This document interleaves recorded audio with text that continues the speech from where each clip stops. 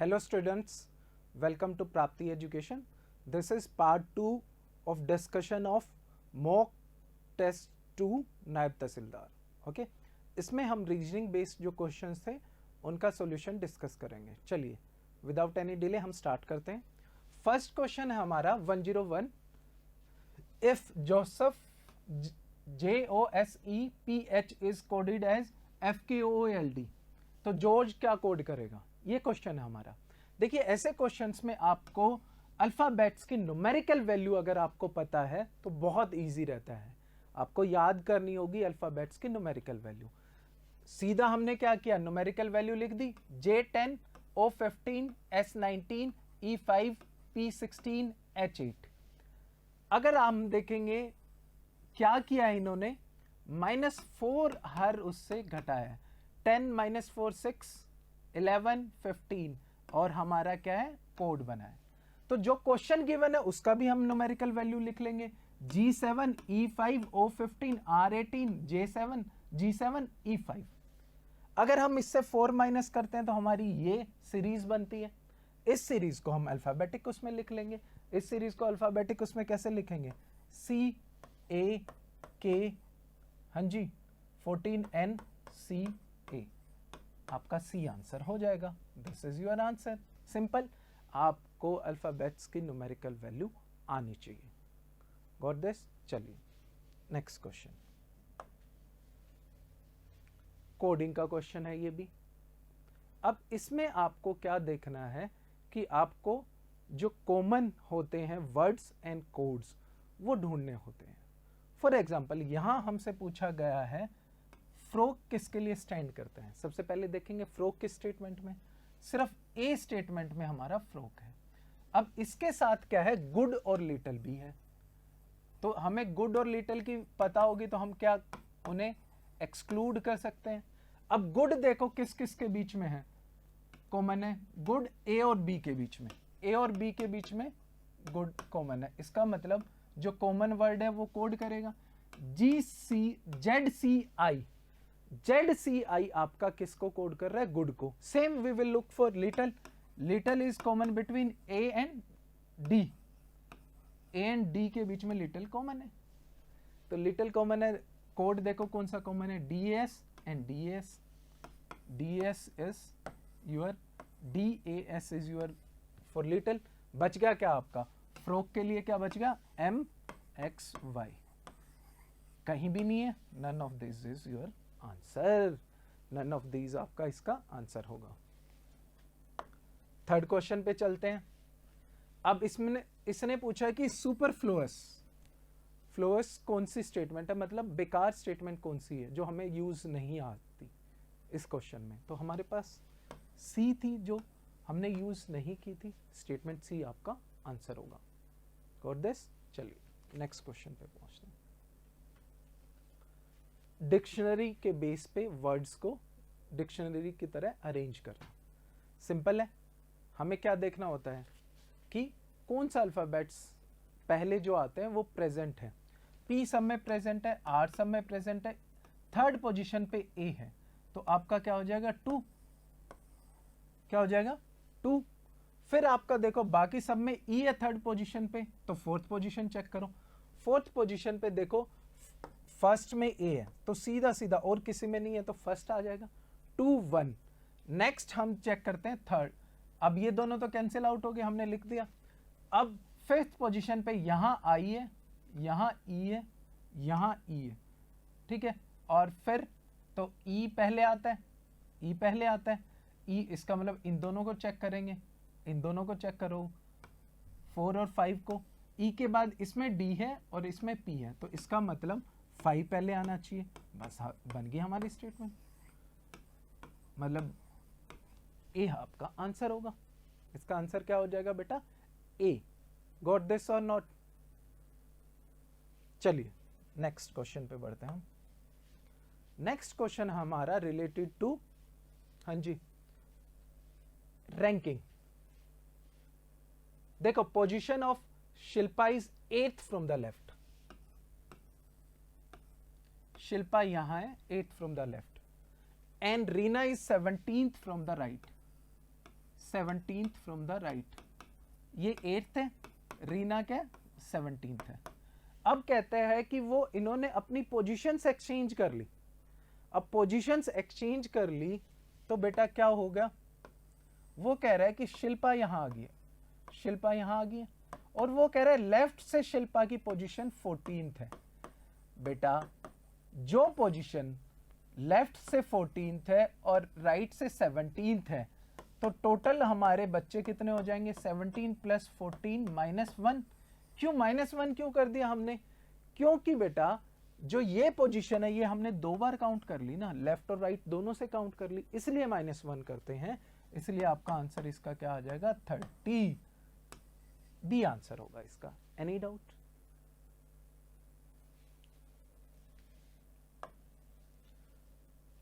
हाँ जी बेटा, अगर किसी को नहीं दिख रहा होगा उसके लिए मैं यहां लिख रहा हूं इसको, 17, 25, 19, 6, 12, 34, 28, 8, क्वेश्चन मार्क, 19, 11।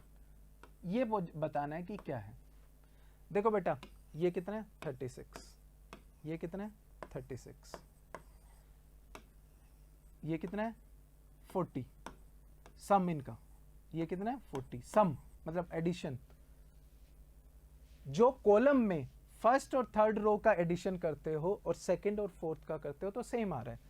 इसका मतलब ये कितना है 27, तो 11 प्लस जो हमारा वो है वो 27 के बराबर होना चाहिए, क्वेश्चन जो पूछा है। तो इसका मतलब ये क्या हो जाएगा, 27 माइनस 11, 16 आंसर।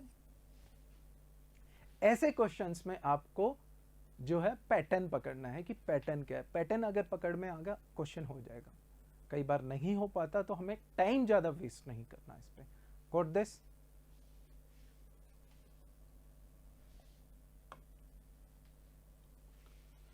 अब डायरेक्शन सेंस का question.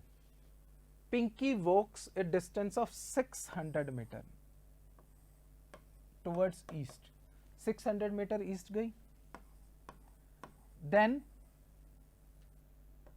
Left turn and 500 metre move करती है लेफ्ट टर्न करके, again left turn 600 metre move करती है, अगेन लेफ्ट टर्न 500 मीटर। बेटा कहां पहुंच गई वो, अपनी ओरिजिन पोजीशन पे। डिस्टेंस स्टार्टिंग पॉइंट से कितना है 0, आपका आंसर क्या होगा 0। Got this? चलिए आसान क्वेश्चन होते हैं जहां देखो, जहां लेफ्ट 3 बार आ गया मतलब 3 बार उसी पोजीशन पे आ जाएगा अगर डिस्टेंस आपके सेम है। सेम अगर आप 3 बार राइट लोगे, मुड़ोगे, टर्न राइट 3 टाइम्स, आपका क्या होगा, उसी जगह पे पहुंच जाओगे आप। Got this? फिगर वाले है, मिरर इमेज है, ऊपर आपका मिरर रखा है, तो पोजीशन देखो जहां ये बन जाए वही चेक कर लो। ये बन रहा है, स्क्वायर है, यहां स्क्वायर नहीं है, गलत, यहां नहीं है, गलत, यहां नहीं है, गलत। फिगर वैसे की वैसी रहेगी। आपका आंसर क्या होगा इसका, सी आंसर हो जाएगा। Got this? Answer is C. 9th paper cutting का है। आप क्या करिए, उसका उल्टा मूव करिए। देखिए ये यहां बना है, अब इसको ऐसे खोलेंगे तो क्या होगा, ये पोजीशन होगी, फिर बीच में ऐसे फोल्ड था तो ये पोजीशन होगी। आपका आंसर बताइए क्या होगा, ये आंसर होगा कि नहीं होगा? D is your answer. समझ गए? चलिए प्रैक्टिस से आती है बेटा, देखते ही पता लग जाता है, जितनी ज्यादा प्रैक्टिस करोगे उतना। 10th A is father of X। A male है, इसका मतलब X का फादर है। B is mother of Y। B is mother of Y, female है B, Y की। The sister of X and Z is Y। इसका मतलब Y female है और Z और इसकी सिस्टर है, मतलब ये तीनों बहन भाई हैं।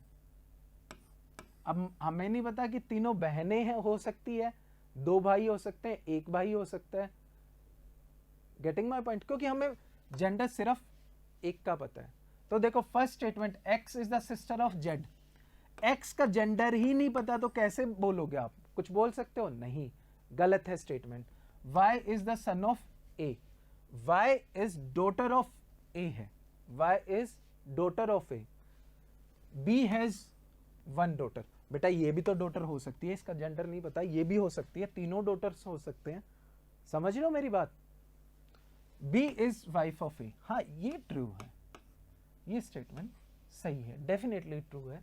आपका आंसर क्या होगा इसका? B। चलिए नेक्स्ट है आपका statement and course of action के क्वेश्चंस है। ये बहुत पूछने लग गए हैं आजकल कि एक स्टेटमेंट गिवन है, उसके बेसिस पे आप क्या एक्शन लोगे, और इमीडिएट होना चाहिए और प्रैक्टिकल होना चाहिए। जैसे यहां स्टेटमेंट है कि India has been continuously experiencing military threats from neighbouring countries. Neighbouring countries से मिलिट्री थ्रेट्स मिल रहे हैं, तो कोई आंसर कोर्स ऑफ एक्शन क्या है? India should engage into an all out war to stop the nagging threats and India should get the neighbours into a serious dialogue to reduce the tension of its border. दो course of action है बेटा, war किसी भी उसका हल नहीं है, तो हमारी स्टेटमेंट जो कोर्स ऑफ एक्शन है वो फर्स्ट गलत हो जाएगी, सेकंड ठीक है, सीरियस डायलॉग से हम सुलझा सकते हैं चीजों को। तो आपका आंसर क्या होगा? Only two follows, B is your answer. Got this और not? B is your answer. हाँ जी, क्लॉक का क्वेश्चन देखिए, क्लॉक 12 घंटे में 12 आवर्स में 11 बार स्ट्रेट लाइन में आती है उनकी हैंड और मिनट क्लॉक। हैंड और मिनट क्लॉक 11 बार ही ओवरलैप करती हैं। ओवरलैप का मतलब एक दूसरे के ऊपर, 11 टाइम्स इन 12 आवर्स। ठीक है, तो 24 आवर्स में कितनी हो जाएगी बेटा? 22। कुछ बच्चे पूछेंगे सर ऐसा क्यों? बेटा ध्यान से अपनी घड़ी देखना, 11 और 1 के बीच में हर घंटे में एक बार स्ट्रेट लाइन में आती हैं, बट 11 और 1 के बीच में जब ये हैंड्स आते हैं स्ट्रेट लाइन में सिर्फ एक बार आते हैं। कब? जब आपका एग्जैक्ट आपका हाँ जी 6 o'clock, 6 o'clock आपका क्या होगा उससे पहले, और मतलब 5 और 7 के बीच में जो आवर्स हैं आपके, उनमें 2 आवर्स में एक बार स्ट्रेट लाइन में आएगी, और वो रिप्रेजेंट किससे होगी? 6 o'clock से। बाकी सब आवर्स में स्ट्रेट लाइन में हर घंटे आती है, एक्सेप्ट 5 और 6 बजे के बीच में, 5 और 7 बजे के बीच में सिर्फ एक बार आती है, 2 घंटे में एक बार आती है, बाकी सभी घंटों में स्ट्रेट लाइन में एक एक बार आती है। टोटल 12 बार होनी चाहिए, बट इन 2 घंटे में एक बार आती है, तो आपकी कितनी बार हो जाएगी? 11 टाइम्स। आपका आंसर क्या होगा? 11 इंटू 2, क्योंकि 24 आवर्स में पूछी है, तो 11 इंटू 2 कितना हो गया? 22। This is your answer. समझो कि नहीं समझो बच्चे?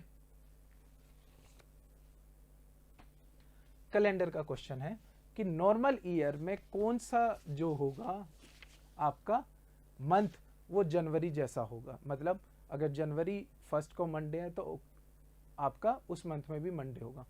तो देख लेते हैं, जनवरी में टोटल 28 प्लस 3 एक्स्ट्रा डेज होते हैं। 28 क्यों लिया हमने? 7 का मल्टीपल 7 क्यों लेते हैं? There are 7 days in a week, उसके बाद से दोबारा मंडे आ जाते हैं, इसलिए हम 7 लेते हैं। ठीक है, जो एक्स्ट्रा बच जाते हैं वो हमारा ओड डेज कहलाते हैं। फरवरी में कितने होंगे? 0, मार्च में 3, अप्रैल में 3 3 6, अप्रैल में 2, 6 प्लस 2 कितने हो गए? 8 हो गया बेटा। अब 8 यहां भी 1 ओड डे बच रहा है, 7 से डिवाइड करते हो फिर से 1 ओड डे बच गया, तो हम अप्रैल से आगे भी जाएंगे। मई में 3, जून में 2, जुलाई में 3, अगस्त में 3, सितंबर में 2। अब देखो इसका टोटल 3 3 6 8 5 13 19 21। सितंबर तक हमारे 0 ओड डे हो जाते हैं। 21 को 7 से डिवाइड करो, 0 ओड डे। इसके लिए आपको कैलेंडर की क्लास लगानी चाहिए। 0 ओड डे हो गए, इसका मतलब जो नेक्स्ट मंथ है अक्टूबर, वो एग्जैक्ट जनवरी जैसा होगा। इसका मतलब आपका आंसर क्या होगा, जनवरी एंड अक्टूबर। गॉट दिस और नॉट? चलिए नेक्स्ट हमारे सिलोजिज्म के क्वेश्चन हैं। आइदर 1 और 2 फॉलोज वाले क्वेश्चन मैंने डाले थे आपको समझाने के लिए। बेटा क्या होता है ऐसी सिचुएशन में, क्या होगा, दोनों स्टेटमेंट इंडिविजुअली रॉन्ग होती है बट दोनों में से एक ठीक होगी, आइदर ऑफ 2 वो ठीक होनी चाहिए। कैसे? अब इसमें देखो हमारी स्टेटमेंट है some rivers are hills, some rivers are hills, some rivers are hills, no hill is taxi, taxi बाहर है, ठीक है, and all taxis are buses, ये सिचुएशन है, ठीक है। जो डायरेक्ट रिलेशन होता है उसी को चेक करते हैं, बाकी स्टेटमेंट रॉन्ग होती है। अब देखो सम बसेस आर रिवर, बसेस और रिवर में डायरेक्ट रिलेशन नहीं है, हो भी सकता है नहीं भी हो सकता। इसका मतलब हमारा, और इस डायग्राम से तो पता ही लग रहा है कि नहीं, अकेले ये स्टेटमेंट गलत है। Some taxis are river, some taxis are river तो पॉसिबल ही नहीं है क्योंकि ये तो बिल्कुल अलग अलग है, गिवन है रिलेशन, ठीक है। No buses is river. अब बच्चे कहेंगे सर ये दिख रहा है हमें नो बसेस रिवर, ये ठीक होनी चाहिए।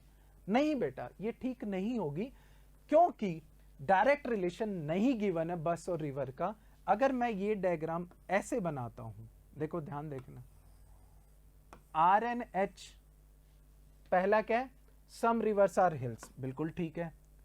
Second statement no hill is taxi, बिल्कुल ठीक है, नो हिल इज टैक्सी।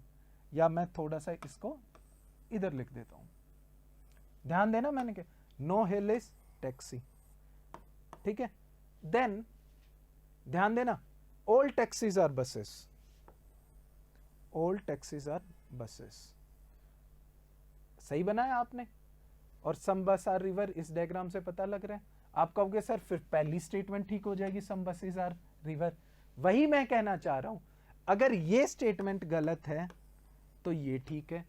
अब आप कहोगे सम बसेस आर रिवर गलत है क्योंकि इस डायग्राम में दिख रहा है कोई भी बस रिवर नहीं है, तो मतलब दोनों में से एक तो ठीक होगा ना, या तो either of this, either of this, एक तो ठीक होना चाहिए ना। अगर आप कह रहे हो सम बसेस आर रिवर, ये गलत है, इसका मतलब नो बसेस रिवर। फिर आप कह रहे हो नो बसेस रिवर, ये गलत है, इसका मतलब some buses are river. Either of 2 will be right. Answer क्या होना चाहिए, ओनली आइदर 1 और 3। और इसकी निशानी देखो क्या होगा, आपका सब्जेक्ट और प्रेडिक्ट सेम होगा, सब्जेक्ट और प्रेडिक्ट सेम है ना, buses river, buses river, but one will be positive affirmative, one positive है, and another will be negative. ये निशानी होती है आइदर वाले की, one will be positive, other will be negative, same subject and predict, same subject and predict. Got this और not? अगला question भी कुछ ऐसा ही है। All pins are roads, all pins are roads, ठीक है। देन हमारा ऑल पिंस आर रोड है, फिर हमारा है some roads are chains, some roads are chains, all chains are hammers. First statement देखो, some pins are hammers, pin और hammer का डायरेक्ट रिलेशन नहीं है तो गलत होगा, ठीक है। No pin is hammer, third, ये भी गलत होगा। नो पिन इज हैमर, क्योंकि मैंने क्या बताया, आपका डायरेक्ट रिलेशन नहीं होता तो कई बार क्या हो जाता है, आप ऐसे भी तो कर सकते थे, are some chains, some roads are chains and all chains are hammers, all chains are hammers, इसमें भी तो आता है ऑल चेन्स आर हैमर्स। तो देखो निशानी वही, सब्जेक्ट एंड प्रेडिक्ट सेम है, सब्जेक्ट एंड प्रेडिक्ट सेम है, सब्जेक्ट और प्रेडिक्ट सेम होने के कारण आपका क्या हो जाएगा, दोनों स्टेटमेंट में से एक तो ठीक होगी, तो आइदर 1 और 3 फॉलोज, एक तो ये होगा। देन देखो ऑल चेन्स आर हैमर्स, ठीक है, ये देखो second statement, sorry, some hammers are rod, some hammers are rod, ये देखो ये वाली, तो ये तो ठीक ही है। तो इसका मतलब क्या है, ओनली आइदर ऑफ 1 और 3 फॉलोज एंड 2 फॉलोज, क्योंकि 2 हमारी ठीक है। Got this? This is your 15th question. ऐसे आपको प्रैक्टिस करनी है सिलोजिज्म की, ठीक है। 16th। अब देखिए ये क्या है आपका, आप कह सकते हो कि एप्टीट्यूड बेस्ड, मतलब आपका पजल बेस्ड क्वेश्चन है। इसमें क्या है, एक कंपटीशन में नोट करना था, एक पेज पे नोट किया, इंक पेन से था, वो मिट गया। तो उनके पास हिंट्स है, हिंट के बेसिस पे आपको ये सोल्व करना है। हिंट क्या है, ये टेबल है, इसमें कुछ फिगर्स बची हुई है। Half of the student are either excellent और गुड, हमें नहीं पता आइदर एक्सीलेंट है या गुड है, हमें कुछ आइडिया नहीं है, ठीक है। 40% ऑफ स्टूडेंट्स वर फीमेल, कितने हमें आइडिया नहीं था उसका। 40% of females are 40% of students are females. अब देखो बेटा 40% का मतलब क्या हो गया, 40% इक्वलेंट टू 36। 100% कितना हो जाएगा आपका, 100% हो जाएगा बेटा आपका 36/40 इंटू 100। मतलब टोटल स्टूडेंट कितने हो जाएंगे आपके, 90 स्टूडेंट हो जाएंगे। कितने स्टूडेंट्स हो जाएंगे बेटा, 90। अब फर्स्ट स्टेटमेंट पे दोबारा जाओ, half of the students were either excellent और good. Half of the students are either excellent और गुड। टोटल स्टूडेंट कितने, 90। हाफ आर आइदर और गुड, हाफ कितने हो गए, 45। मतलब 45 स्टूडेंट्स आर गुड और एक्सीलेंट, मतलब यहाँ 12 लिखना पड़ेगा क्योंकि 45 माइनस 33 12 होता है। Average student, half of the students are average, ये हो गया। हमें टोटल स्टूडेंट पता है, फीमेल पता है, तो मेल कितने हो जाएंगे, सीधा है 54। अब ऐसे ही टेबल कंप्लीट करना है, ठीक है। Next statement, 1/3 of the male student are average. Total male 54 है, टोटल मेल कितने हैं 54, तो 1/3 ऑफ दिस इज 18 हो गया। अब एवरेज पता है, एक्सीलेंट पता है, टोटल पता है, तो टोटल से एक्सीलेंट और एवरेज माइनस कर दो। Good male student 24। क्या बच गया हमारा, अब फीमेल्स की देखो, टोटल पता है तो यहाँ क्या है 27 आ जाएगा, यहाँ क्या है 9 आ जाएगा, यहाँ 0 आ जाएगा। Excellent females 0।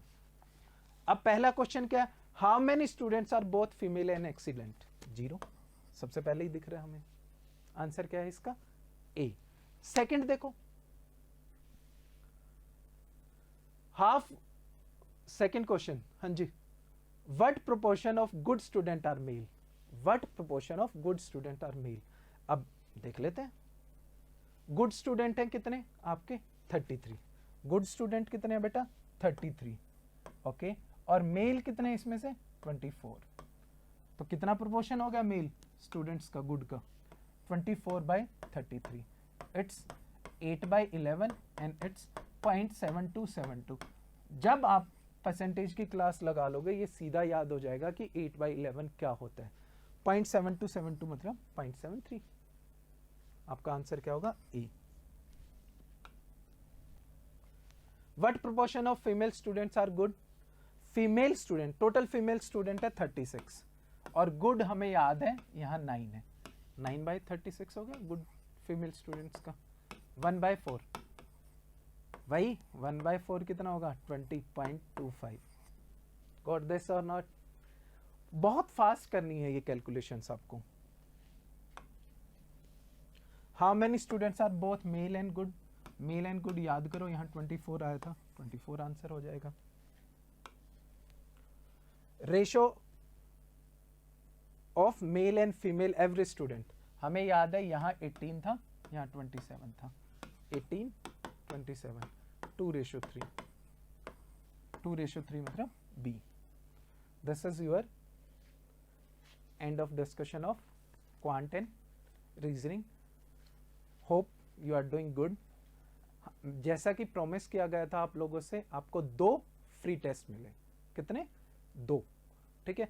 अब आपको रजिस्टर करना है, आपको आईडी पासवर्ड मिलेगा क्विज के लिए, आपको पीडीएफ्स मिलेगी आपकी मेल पे एंड डिस्कशन भी आपको मेल पे की जाएगी, ओके। हाँ, जो ये डिस्कशन है रीजनिंग और ये आपको यूट्यूब पे मिल जाएगी, ठीक है। लेकिन वो एक पेपर सिर्फ उन्हीं बच्चों को मिलेंगे, एग्जाम मॉक टेस्ट उनको जो रजिस्टर करेंगे। प्राइस बहुत ही जेन्युइन रखा है 499। आपने टेस्ट की क्वालिटी देखी है। आपको अगर रजिस्टर करना है तो लिंक नीचे मिलेगा, टेलीग्राम का लिंक नीचे है। क्लासेस कंटिन्यू रहेंगी आपकी फ्री ऑफ कॉस्ट, और भी क्लासेस मैं लेके आ रहा हूँ फ्री ऑफ कॉस्ट होंगी वो भी, ठीक है। आपको टेस्ट सीरीज रजिस्टर करनी है, टेलीग्राम रजिस्टर करना है, वहाँ गूगल फॉर्म का लिंक दिया है, उस पर क्लिक करके आप फॉर्म भर सकते हो। गॉट दिस और नॉट? कोई भी इशू है इस चीज़ को लेके तो आप मुझे कॉल भी कर सकते हो, नंबर मैंने लिंक में डाला हुआ है, ठीक है। और आपको टेलीग्राम पे नंबर भी मिल जाएगा मेरा, ठीक है। गूगल फॉर्म पे नंबर भी है, सब कुछ है, सारी डिटेल्स आपको वो गूगल फॉर्म पे क्लिक करना है नीचे। Got this? Any doubt?